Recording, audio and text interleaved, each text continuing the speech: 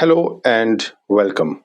You know that feeling when you pull up to the pump and the prices has jumped again, or you check the news and suddenly billions of your tax dollars are heading overseas because of the latest crisis halfway around the world. And what if the story you are being told about why we are involved was shaped long before the first shot was fired, shaped in a way that makes both the left and the right feels like they are seeing the real truth, while the actual levers stay mostly hidden. I want you to sit with that for a second because once you see the techniques they're framing, the source selection, the quiet management of the overtone window, and what people call narrative laundering, you will never read a foreign policy headline the same way again. Today, we are looking at three cases you already know: Iraq, Libya, and Ukraine. Stick with me. I'm Dr. Adeel. I have spent years in spaces where these decisions actually get made, digging through briefings, leaks, and the newsroom pipelines. What I have seen isn't some grand conspiracy, it's just how power works when nobody is watching the framing. This is In Focus with Dr. Adeel. Here is what really at stake for you. Whether you are grabbing coffee in Ohio, Ontario, or Glasgow, every time a foreign policy story gets framed a certain way, it hits your wallet. Higher gas prices from oil shocks, inflation that shows up in the grocery bills, tax dollars that could fix roads or schools instead of funding endless packages overseas. It affects the kids who sign up thinking they are defending freedom, and the families on the other side who lose everything in the fallout. The central question today is simple but uncomfortable. How does your government shape what you think about foreign policy using techniques that are so effective that both political sides end up feeling validated? Because if you can spot the framing, the selective sourcing, the overtone window management, and the narrative laundering, you suddenly have the power to read between the lines instead of just swallowing the headlines. Think of it like a credit card company showing you the shiny new purchase you deserve while burying the 29% interest in the fine print. You feel in control either way until the bill arrives. Foreign policy works the same way. The pitch sounds righteous, the sources around credible, and suddenly you are on board. Let me show you how it is done. Let's start with something that still divides families at Thanksgiving. That leads up to 2003 Iraq war. The Bush administration told us Saddam Hussein had weapons of mass destruction, mobile biolabs, and ties to Al Qaeda that made the threat imminent. Cable news ran with it.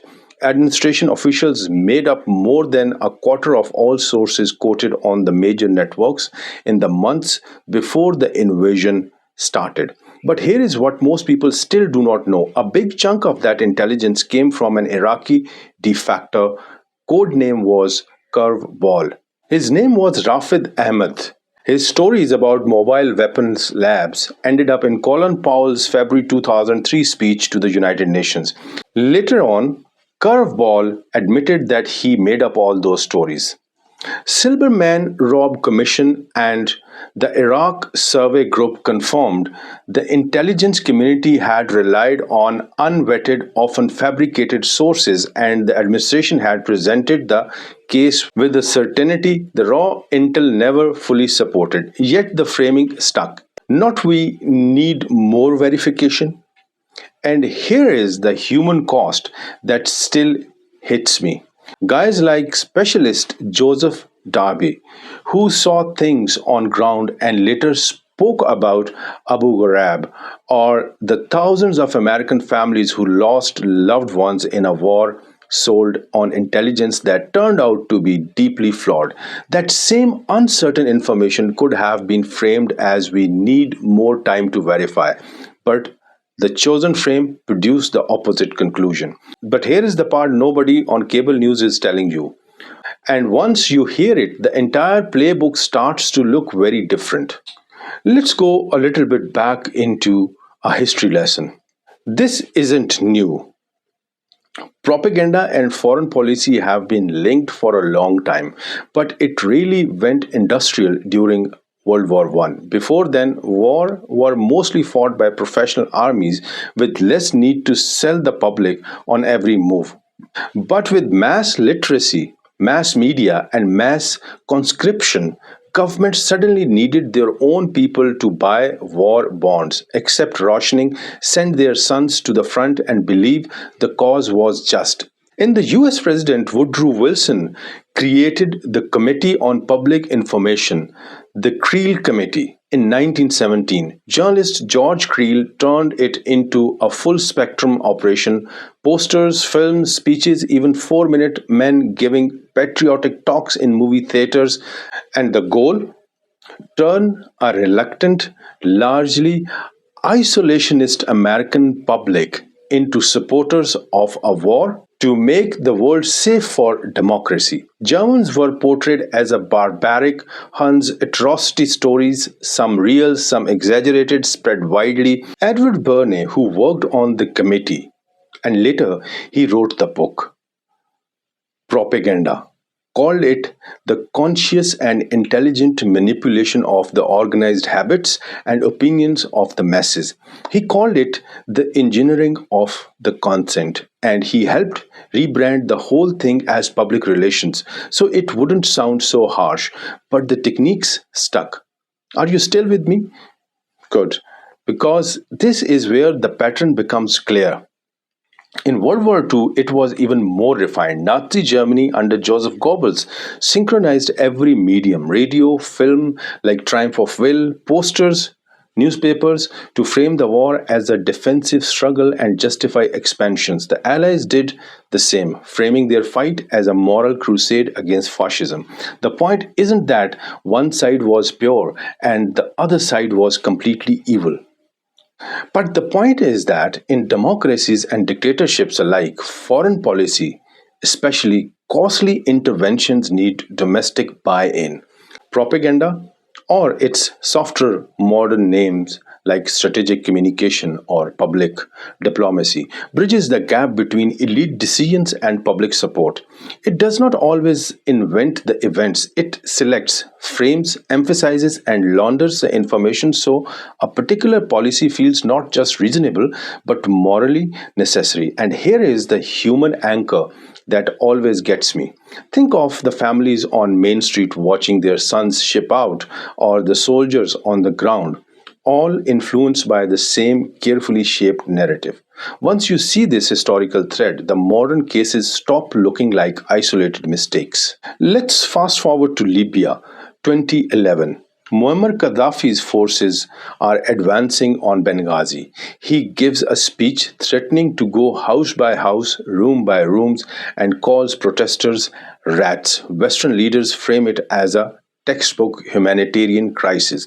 UN Security Council Resolution 1973 authorizes a no-fly zone and all necessary measures to protect civilians.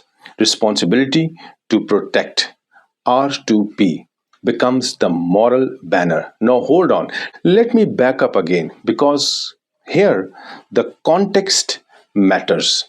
Publicly, President Obama, Prime Minister Cameron, and President Sarkozy insisted the mission was not about regime change. Defense Secretary Robert Gates said it explicitly, yet within weeks, NATO was striking Gaddafi's compound, and the same leaders issued a joint statement saying Gaddafi must go.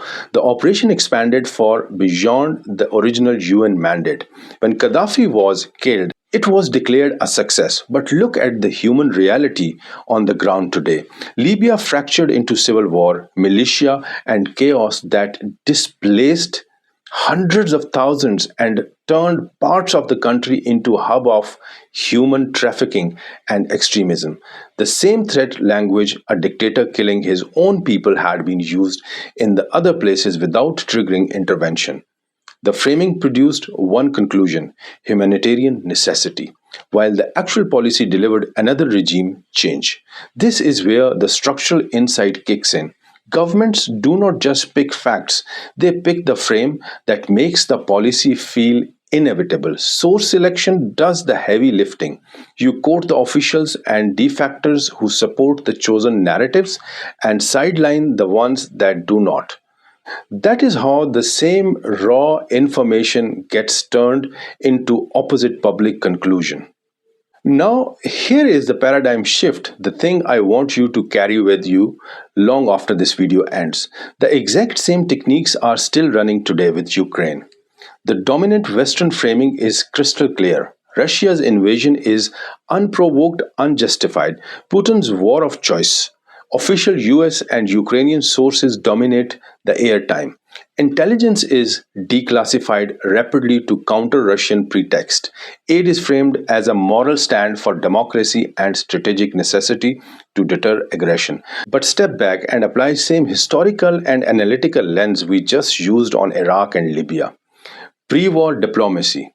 The Minsk agreements, NATO expansion debates, Russian security concerns often gets minimized or dismissed as Russian talking points. Dissenting voices questioning endless aid without a clear endgame gets pushed out the Overton window. They are labeled isolationist or worse.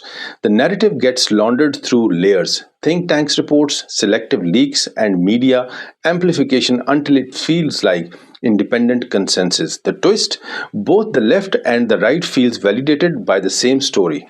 Progressives see a humanitarian defense of sovereignty and international norms. Conservatives see a hard power stand against authoritarian expansion. The framing is so effective that questioning the details feels like picking a side in a culture war instead of asking basic questions about cost, strategy, and blowback. A Ukrainian family fleeing the fighting and an American family watching grocery prices spike from global energy shocks are the both real human beings caught in the same machine. The techniques haven't changed, only the labels and the technology. Once you see it, you can't unsee it.